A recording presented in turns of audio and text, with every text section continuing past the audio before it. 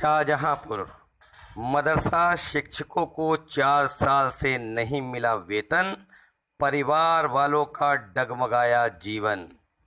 UP के शाहजहांपुर जनपद के मीरानपुर कटरा नगर पंचायत में पिछले 4 सालों से केंद्र एवं राज्य सरकार ने मदरसा में पढ़ने वाले शिक्षकों को वेतन नहीं दिया है।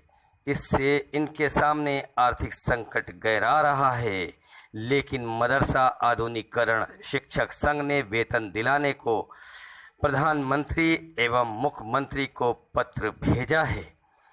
केंद्र सरकार की SPQIM योजना के तहत अकेले उत्तर प्रदेश में लगभग 25,000 आधुनिकीकरण शिक्षक लगभग प्रदेश के 10 लाख बच्चों को आधुनिक विषयों जैसे हिंदी, अंग्रेजी, गणित, विज्ञान, सामाजिक विज्ञान व कंप्यूटर आदि की शिक्षा अनेक वर्षों से प्रदान कर राष्ट्र की सेवा कर रहे हैं। इसी प्रकार उक्त योजना देश के 16 अन्य राज्यों में भी संचालित है। इस योजना में केंद्र एवं राज्य सरकार के भरोसे शिक्षक तो रख लिए गए हैं, लेकिन उन्हें वेतन नहीं दिया गया। शिक्षकों के सरकार पर करीब 1,000 करोड़ रुपए वेतन के चढ़ गए हैं।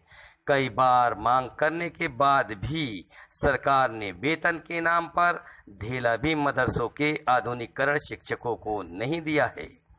आज नेशनल मदरसा आधुनिकीकरण शिक्षक संघ उत्तर प्रदेश के तत्वावधान में मदरसा आधुनिकीकरण योजना यानी scheme for providing quality education in madrasa यानी SPQIAM योजना के आधुनिकीकरण शिक्षकों ने हमारे संवाददाता को बताया कि केंद्र सरकार द्वारा शिक्षकों का मानदेय दिलाने हेतु शिक्षक संघ ने बहुत प्रयास किए, परंतु अभी तक नतीजा शून्य रहा।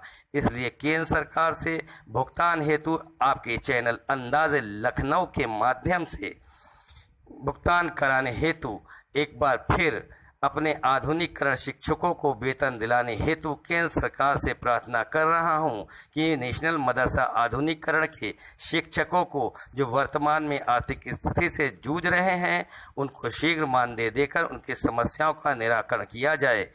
वहीं नेशनल मदरसा आधुनिकीकरण शिक्षक संघ के प्रदेश अध्यक्ष आरिफ उस्मानी ने कहा कि scheme for providing quality education in madrasa योजना में कार्यरत प्रदेश के लगभग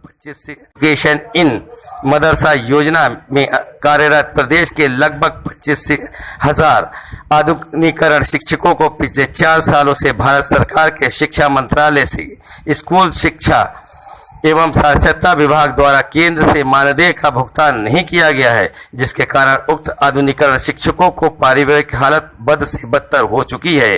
परिवार टूट रहे हैं, बिखर रहे हैं और शिक्षक कर्ज में दबकर अप्रत्यक्ष मौत को गले लगाने को हेतु बाध्य हो रहे हैं, जो न्यायालय संगत नहीं है।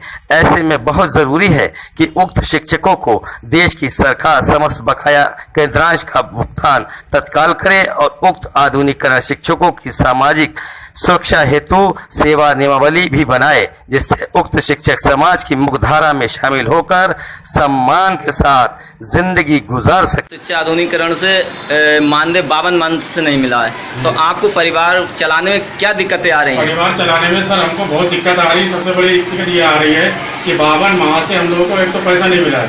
दूसरी चीज, हम लोगों ने जो कर्जा ले रखा था, जो सौदाएं हम लोग लाते थे, अपने बच्चों की फीस जो देते थे, सब हम लोगों ने उधार कर रखी है।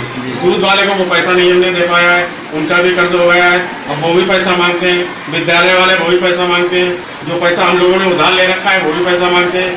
तो सबसे बड़ी समस्या ये आ रही है कि हम लोग को पैसा दे कहाँ से, जब 1 माह का मानदेय या सैलरी किसी भी शिक्षक की या किसी भी सरकारी गवर्नमेंट ऑफिसर की या किसी अधिकारी की नहीं मिलती है, तो उसका पूरा बजट जो है गड़बड़ा जाता है। लेकिन सर ये हम लोगों के साथ अनहोनी कह लीजिए या कोई विडम्बना कह लीजिए या भारत सरकार की मार कह लीजिए कि हम लोगों को अभी तक 52 माह से वेतन नहीं मिला है, जिस कारण अनेक समस्याएं हम लोगों के आगे उत्पन्न हो गई है। शादी विवाह में हम लोग नहीं जा सकते हैं, कोई घरेलू खर्च हम लोग नहीं कर सकते हैं। ये बहुत बड़ी दिक्कत हम लोगों के सामने आ रही है। कि हम लोग जीवन यापन नहीं कर पा रहे हैं। आपको बहुत मुसीबतों का सामना उठाना पड़ रहा है, ये आपको मानदेय नहीं मिल रहा है। चलिए ठीक है, इसी बात को मैं आपको रखता हूँ। क्या नाम है आपका? जी मेरा नाम आरिफ उस्मानी है। जी आरिफ उस्मानी साहब, अभी तक आपका मानदेय कब से बकाया है? जी लगभग 52 माह हो गए हैं सर ये हमारे मानदेय को, जो भारत सरकार के मानव संसाधन विकास मंत्रालय ने हम लोगों को अभी तक मानदेय नहीं दिया है। तो आपने नेशनल मदरसा आधुनिकरण शिक्षक मानदेय को क्या प्रयास किए हैं? जी हम लोगों ने कई प्रयास किए हैं। लखनऊ में इको गार्डन में भूख हड़ताल भी की है, लखनऊ के पार्क में हम लोगों ने धरने भी दिए हैं, जिला शाहजहांपुर में भी धरने दिए हैं और लेटर भी दिए हैं। मुख्यमंत्री साहब को भी भेजे हैं, प्रधानमंत्री जी को भी भेजे हैं, यहाँ तक के सांसद महोदय को और जो विधायक जी हमारे यहाँ के हैं उन्हें भी भेजे हैं, लेकिन अभी उसका कोई रिस्पॉन्स नहीं मिला। रिस्पॉन्स के साथ साथ मात्र खाली अभी तक जो भी मिला है वो आश्वासन मिला है, आश्वासन के अलावा कुछ नहीं मिला। तो अभी तक प्रशासन से आपको कोई भी मदद नहीं मिली है? अभी तक कोई मदद नहीं मिली प्रशासन से। बस हाँ ये है कि उत्तर प्रदेश सरकार जो है हम लोगों को अंशदान के रूप में स्नातक शिक्षक को 2000 रुपये और प्रस्नातक शिक्षक को 3000 रुपये मात्र देती है, जिससे गुजारा भत्ता हम लोगों का चलता है। इसके अलावा भारत सरकार से अभी तक हम लोगों को मानदेय के रूप में पैसा नहीं मिला। आपको मानदेय कब से बकाया है? ये हमारा मानदेय जो है लगभग 52 माह से मानदेय बकाया है। और ये लगभग 25,000 शिक्षकों का, शिक्षक जो उत्तर प्रदेश में मदरसा आधुनिकरण योजना में जो कार्यरत हैं उनका 52 माह का पैसा बकाया है। जी जी अच्छा, ठीक। आप भारत सरकार से क्या कहना चाह रहे हैं? जी मैं भारत सरकार के मानव संसाधन विकास मंत्रालय और शिक्षा मंत्रालय और यहाँ तक के जो हमारे एजुकेशन मिनिस्टर हैं उनसे मैं ये कहना चाहता हूँ कि मदरसा आधुनिकरण शिक्षकों का 52 माह का बकाया वेतन तत्काल जारी किया जाए, ताकि भुखमरी की समस्या निजात मिल सके और हम लोग भी समाज की मुख्यधारा में शामिल होकर जीवन यापन कर सकें। जी क्या नाम है आपका? जी मेरा नाम हसीन खान है। तो आपने वर्ष में शिक्षकों को मदरसे में शिक्षक संघ के क्या सफलता पाई है? देखिए इस क्षेत्र में हम लोगों ने कई धरने प्रदर्शन किए, इसके अलावा जी जिन लोगों से मिल सकते थे जहाँ तक कोशिश की हम लोगों ने की, लेकिन किसी तरह की कोई सफलता हाथ नहीं लग रही थी। गवर्नमेंट की तरह से हम लोगों का वेतन जारी नहीं कर रहे हैं।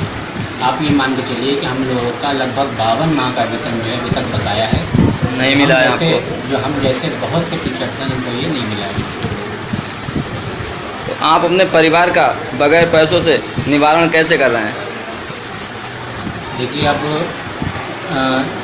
इस मामले में हम क्या कहें, ये एक आपने बिल्कुल दुखी रख पे हाथ रख दिया है। आप ये मान के चलिए कि आप खुद समझ सकते हैं कि हम लोगों का एकमात्र यही सहारा है, मदरसा आना डेली प्रतिदिन।